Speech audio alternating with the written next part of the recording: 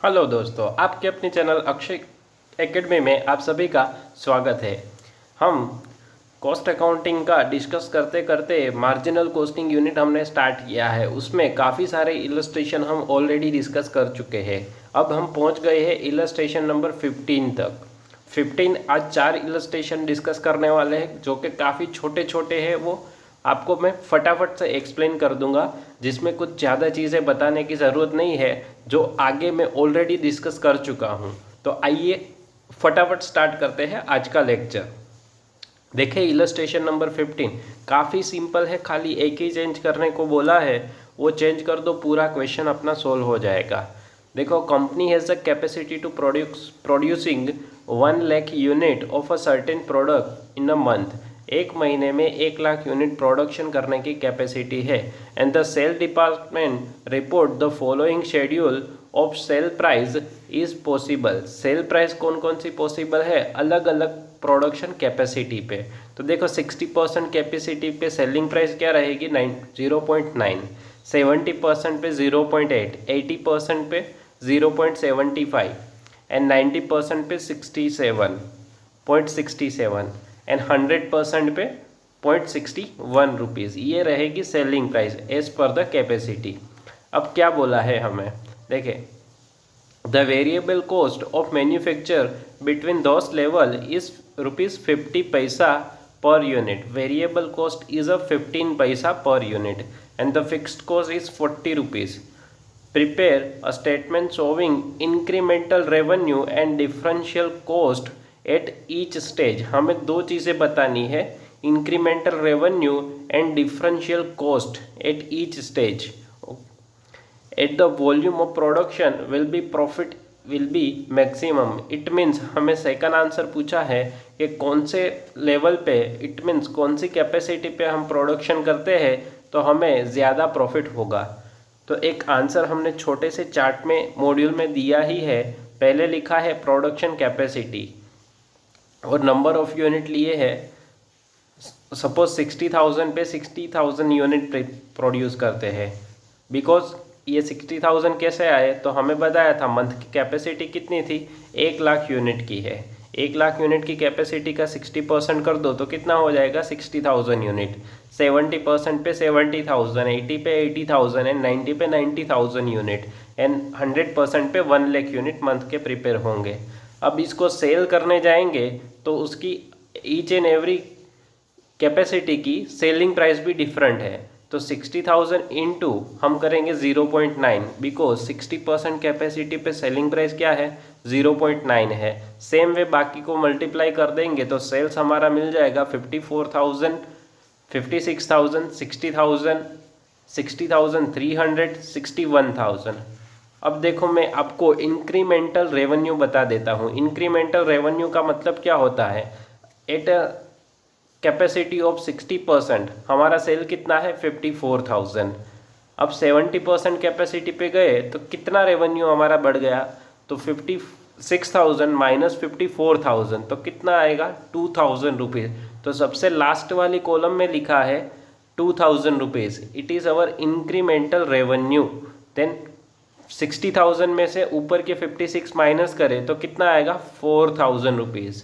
then 60,300 minus 60,000 it is 300 and 61,000 minus 60,300 it is 700। तो incremental revenue सबसे last वाली column में लिखा है जो कि आपको दिख रहा है। देन सेकंड फाइंड आउट करना है इंक्रीमेंटल कॉस्ट। तो variable cost plus fix cost उसको बोलते हैं टोटल कॉस्ट।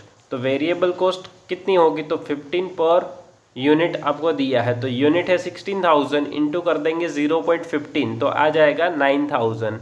सेकंड होगा 10,500, 12,000, 13,500, 15,000, ये होगी वेरिएबल कॉस्ट।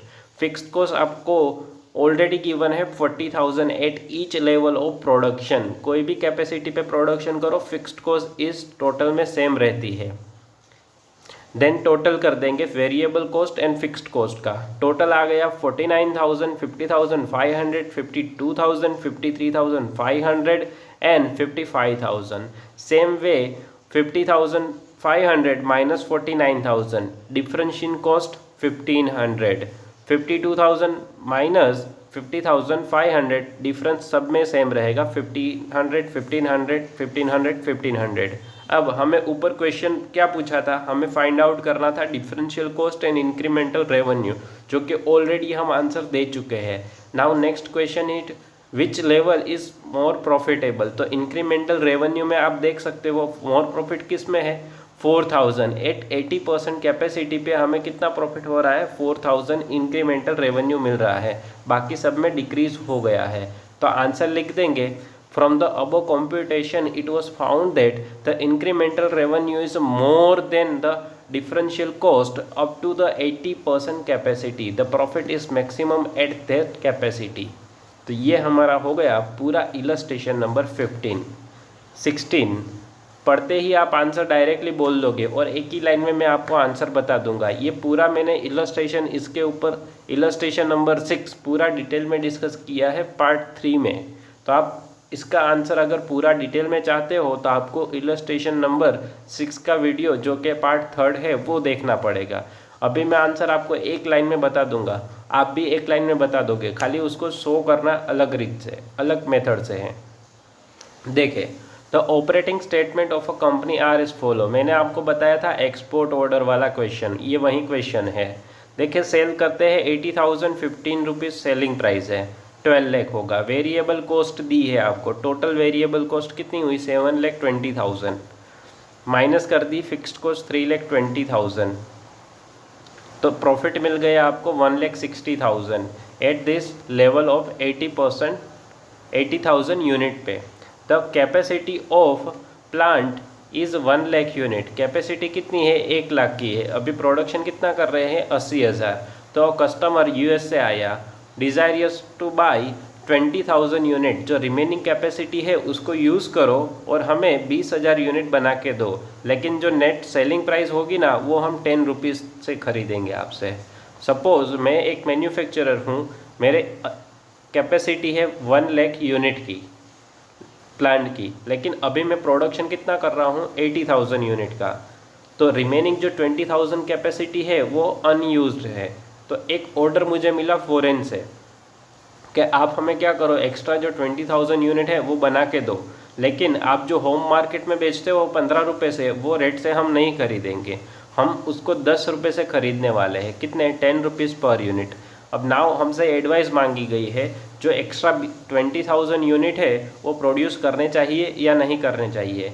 एक ही लाइन में मैं आंसर बता देता हूँ, प्रोडक्शन करना चाहिए और उसको माल बेचना चाहिए। अब आपको लगेगा क्यों, 15 रुपये का माल है वो 10 रुपये में मांग रहे हैं, फिर भी हम उसको प्रोडक्शन करके देंगे। हाँ, क्यों देंगे उसको, क्योंकि fixed cost is irrelevant for decision making. ऐसा मैंने पार्ट 3 मीन्स पार्ट 3 वीडियो जो बनाया था एक्सपोर्ट ऑर्डर का, उसमें बताया था क्यों इररिलेवेंट है डिसीजन मेकिंग के लिए। यहाँ पे देखो तो आपकी वेरिएबल कॉस्ट कितनी है, 7,20,000 टोटल है, और वो कितने यूनिट का है, 80,000 का। It means 9 rupees per unit आपकी वेरिएबल कॉस्ट आ रही है। और जो एक्सपोर्टर है यूएस में बैठा हुआ, जो यूएस में बैठा है उसको कितने में चाहिए, 10 रुपये में। तो ऑलरेडी वो हमारी वेरिएबल कॉस्ट उसमें से कवर हो जा रही है। उससे भी ज़्यादा 1 रुपया हमें क्या मिल रहा है, कंट्रीब्यूशन एक्स्ट्रा मिल रहा है।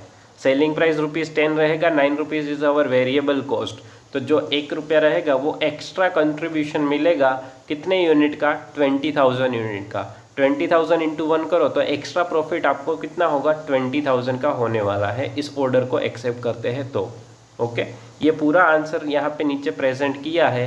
खाली एक लाइन में बता दूँ कि पहला जो present condition as it is ऊपर से कॉपी पेस्ट कर दी, और ऑर्डर था उसमें से 2 लाख रुपीज़ माइनस कर दिया, उसमें से वेरिएबल को सारी, और 20,000 इज़ आवर कंट्रीब्यूशन। कैसे आया, तो जो अभी मैंने बताया 1 रुपया कंट्रीब्यूशन मिल रहा है 20,000 यूनिट पे, तो वो 20,000 का प्रॉफिट, और वो अगर ऑर्डर एक्सेप्ट करते हैं तो 20,000 का प्रॉफिट होगा हमें। ओके, क्लियर ये वाला क्वेश्चन। 17 वाला क्वेश्चन काफ़ी इजी है तो उसको हम डिस्कस नहीं करेंगे। अगर आपको कोई डाउट लगता है इसमें और आपको टफ लगता है तो आप मुझे कमेंट बॉक्स में बता सकते हो, उस क्वेश्चन को भी मैं टैकल कर लूँगा और उसको भी डिटेल में एक्सप्लेन कर लूँगा। मेरे हिसाब से ये वाला क्वेश्चन काफ़ी ईजी है। तो नहीं डिस्कस करेंगे तो चलेगा। क्वेश्चन 18, ये क्वेश्चन काफ़ी अच्छा है, इसमें ध्यान देना। An umbrella manufacturer marks on average net profit 2.5 per piece profit बताया 2.5 rupees at selling price 14.3 rupees by producing selling 6,000 pieces, 6,000 piece sale करते हैं 14.30 रुपीज़ की सेलिंग प्राइस पे, और कैपेसिटी कितनी यूटिलाइज कर रहे हैं वो 60%। Okay, and his cost of sale is under material, labour, works overhead and sales overhead, सारा आपको दिया है। उसमें से वर्क्स ओवरहेड में 50% फिक्स है तो 50% वेरिएबल हो जाएंगे, और 25% वेरिएबल है तो 75% फिक्स हो जाएंगे। क्वेश्चन में क्या मांगा है हमसे वो देखते हैं। During the current year he intend to produce the same number but anticipate that the fix charge will go up by 10%। Current year में वो सेम प्रोडक्शन करना चाहते हैं, लेकिन जो फिक्स्ड कॉस्ट है वो इंक्रीज हो गई है, कितनी 10%। And direct labour and material increase by 8% and 6%। यहाँ पे पहले डायरेक्ट लेबर है फिर मटेरियल है, तो जो 8% है वो लेबर के लिए है, मटेरियल के लिए है 6%। ये इंक्रीज हो गया है, but he has no option to increase the selling price, but वो सेलिंग प्राइस इंक्रीज नहीं कर सकते, बट उसको एक ऑफर मिली है। He offer for further 20% capacity, it means अभी हम प्रोडक्शन कर रहे हैं एट अ कैपेसिटी ऑफ 60%, वो फर्दर 20% कैपेसिटी पे ऑफर मिली है प्रोडक्शन करने की।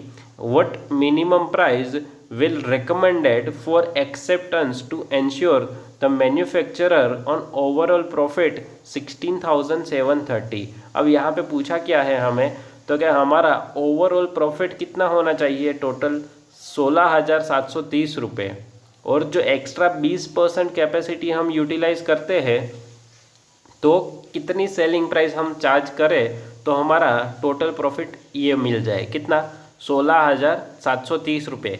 हम एग्जिस्टिंग 60% कैपेसिटी पे प्रोडक्शन करेंगे, ये इंक्रीज करने के बाद हमें कुछ प्रॉफिट होगा, फिर 20% वाली जो कैपेसिटी पे प्रोडक्शन करेंगे उसमें भी कुछ प्रॉफिट होगा, लेकिन दोनों का प्रॉफिट मिलाएंगे 60% का और 20% का, तो वो कितना होना चाहिए 16,730 रुपये। अब वो कैसे पॉसिबल है, वो कैसे करेंगे कैलकुलेट, तो हम पहले क्या करेंगे, एग्जिस्टिंग लेवल है उसमें जो इंक्रीज बोला है वो कर देंगे और प्रॉफिट फाइंड आउट कर लेंगे। लेट सपोज आया 10,000 रुपीज़, कितना आया 10,000 रुपीज़, तो उसमें 16,730 में से कितना माइनस कर देंगे 10,000, तो सॉरी, तो एक्स्ट्रा कितना चाहिए 6,730, तो वो प्रॉफिट हम किस में से लेंगे 2,000 यूनिट में से लेंगे। ओके, तो देखते हैं, पहले कैलकुलेट करते हैं 60% कैपेसिटी पे और चेंजेस करके। देखो सेलिंग प्राइस कोई चेंज नहीं थी, तो हमने यहाँ पे selling price as it is रखी है 14.30। वेरिएबल कॉस्ट में चेंज था, किस में चेंज था, तो ऊपर ही लिखा है 6% इंक्रीज हो गया मटेरियल में और लेबर में 8% इंक्रीज हो गया। तो मैंने यहाँ पे लिखा है मटेरियल 3.5 था प्लस 6%, 1.25 लेबर था प्लस 8%, तो न्यू मटेरियल के प्राइस और न्यू लेबर की आ गई। ओके, देन ऊपर देखे वर्क्स ओवरहेड 50% फिक्स था, 50% वेरिएबल होगा। सेम सेल्स ओवरहेड 25% वेरिएबल है, तो 0.20 रुपीज़ इज़ वेरिएबल। तो यहाँ पे मैंने चारों लिख दिया वेरिएबल कॉस्ट और टोटल कर दिया वेरिएबल कॉस्ट का 8.385, और सेलिंग प्राइस में से टोटल वेरिएबल कॉस्ट को माइनस कर दिया तो हमें मिला contribution per unit 5.915। Then total contribution मुझे चाहिए तो मैं 6,000 यूनिट से मल्टीप्लाई कर दूँ तो मुझे टोटल कंट्रीब्यूशन मिलेगा 35,490। ओके, ये पर यूनिट कंट्रीब्यूशन को हमने मल्टीप्लाई कर दिया। देन लेस कर देंगे फिक्स्ड कॉस्ट। फिक्स्ड कॉस्ट कितनी है देखो, तो हमें दो एक्सपेंस दिया है, वर्क्स ओवरहेड 50%, 6.25 का 50% करेंगे, सेल्स ओवरहेड का 0.75% करेंगे, इट मीन 75% फिक्स है। तो यहाँ पे देखो वर्क्स ओवरहेड 3.125 होगा और सेल्स ओवरहेड 0.60, टोटल कर देंगे तो 3.725 पर यूनिट फिक्स्ड कॉस्ट आपकी मिली। अब वो कितने यूनिट का है, 6000 यूनिट की है, तो इंटू 6000 कर दो तो 22,350 होगा। अब जो फिक्स्ड ओवरहेड है उसके बारे में हमें बोला था कि वो 10% इंक्रीज हो जाते हैं फर्स्ट लाइन में, गो अप बाय 10%, तो वो हम इंक्रीज कर देते हैं प्लस उसमें 10% कर देंगे। तो मैंने नीचे यहाँ पे लिखा है देखो 3.125 प्लस 0.6 टोटल हो जाएगा 3.725 इंटू 6000, तो आंसर आएगा 22,350 प्लस कर देंगे 10%, तो फिक्स ओवरहेड कितना होगा 24,585। और हमें प्रॉफिट कितना मिलेगा, तो कंट्रीब्यूशन में से फिक्स्ड कॉस्ट लेस कर देंगे तो प्रॉफिट मिलेगा 10,905 रुपीज़। नाउ अब सेलिंग प्राइस ऑर्डर के लिए फर्दर जो 20% कैपेसिटी थी उसके लिए डिसाइड करते हैं।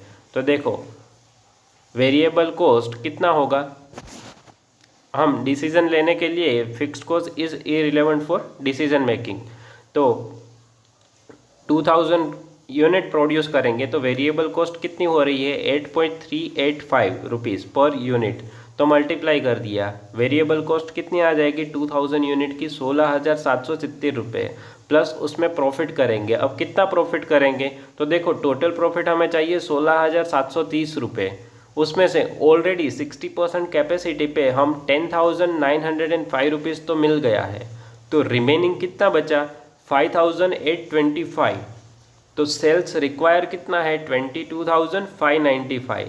तो अब उसको सेलिंग प्राइस देनी हो मुझे तो कितना करूँगा, तो 22,595 है डिवाइड बाई 2000 कर दूँ तो 11.29 रुपीज़ समथिंग, बोले तो 11.30 रुपीज़ हम उसको सेलिंग प्राइस चार्ज करेंगे for remaining 2000 unit. Okay, I hope आप सबको पूरा इलस्ट्रेशन क्लियर हो गया होगा। उसके बाद 19 वाला भी देख लेते हैं, काफ़ी इजी है, आपको बिना पढ़े ही मैं आपको पूरा आंसर समझा देता हूँ। यहाँ पे 3 डिवीज़न दिख रहे हैं ए बी सी, और ए बी सी उसका सेल्स दिया है, मटेरियल की कॉस्ट दी है और फिक्स्ड कॉस्ट दी है। अब क्वेश्चन ऐसा पूछा है कि सी डिपार्टमेंट को हमें क्लोज कर देना है, तो इसको क्लोज करना चाहिए या नहीं करना चाहिए, तो हम इसका आंसर इस तरह से करेंगे। पहले प्रेजेंट सिचुएशन पे हम प्रॉफिट फाइंड आउट करेंगे कि प्रेजेंट सिचुएशन पे प्रॉफिट कितना होता है, फिर क्लोज करने के बाद प्रॉफिट फाइंड आउट करेंगे, तो प्रॉफिट जिसमें ज़्यादा होगा उस डिसीजन को हम मानेंगे। सपोज आंसर आया ए बी ओनली वर्क करते हैं और प्रॉफिट ज़्यादा मिल रहा है, तो हम सी को क्लोज कर देंगे, और सी को नहीं क्लोज करने से प्रॉफिट ज़्यादा मिलता है तो हम सी को नहीं क्लोज करेंगे। तो आंसर डायरेक्टली देखो, पहले हमने प्रेजेंट सिचुएशन पे प्रॉफिट फाइंड आउट किया, एज इट इज ऊपर जो सेल्स दिया था वहीं सारी चीज़ें यहाँ पे लिखी, लेस कर दिया वेरिएबल कॉस्ट, कंट्रीब्यूशन मिला,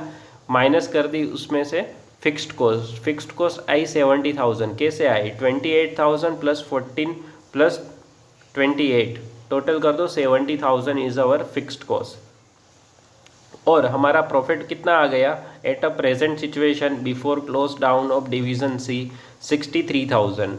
नाउ अब कर देते हैं सी को क्लोज कर दिया, उसके बाद हमारा प्रॉफिट कितना है 43,400। इट मीन्स सी को नहीं क्लोज करते हैं तो 63,000 का प्रॉफिट मिलता है, और अगर क्लोज कर देते हैं तो प्रॉफिट हमारा कम हो जाता है। तो अब आंसर क्या देंगे, from the above computation it is found that the profit is decrease by 19,600। प्रॉफिट क्या हो गया है, डिक्रीज हो रहा है by closing down the division C, it should not be close, उसको क्लोज नहीं करना चाहिए। In other words, as long as if there is a contribution of 1 for division C it should not be the close down. 1 रुपया भी अगर contribution मिलता है तो उसको क्लोज नहीं करना चाहिए, ऐसी हमने एडवाइस देनी है इस डिवीज़न के मैनेजर को। ओके, तो ये था हमारा आज तक का डिस्कशन जिसमें हमने 5 इलस्ट्रेशन देखे। अगर आपको किसी में भी डाउट हो तो आप कमेंट बॉक्स में लिख के बता सकते हो, और आगे हम डिस्कस करने वाले हैं बाकी के illustration. Okay, thanks a lot for watching, thank you.